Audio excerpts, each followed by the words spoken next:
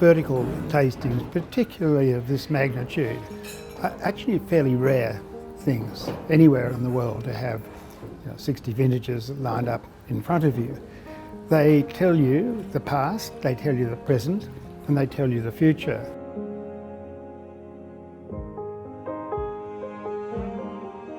The Wynns Coonawarra Estate Black Label really emulates the fine wine in every single way. It's very much a kind of benchmark of how Australian wine is going generally. You're really kind of just seeing the evolution of modern Australian wine, if you like, from 1954 to the current vintage.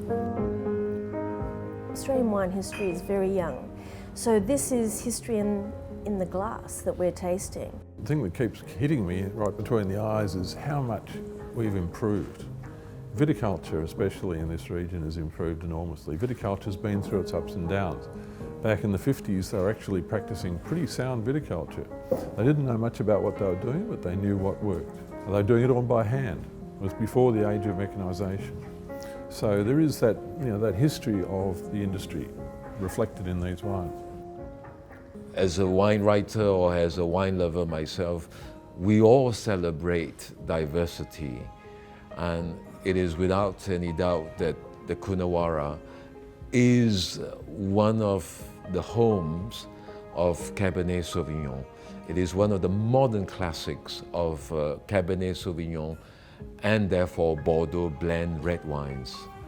The finesse, the purity of fruit, the balance, the harmony and the integrity in the wines that we saw today has come from many, many years of refining what they do in both the winery and the vineyard. The wines are always generous. They have balance, and again I come back to that 1966. Balance is so important in making wines that will live for a long time.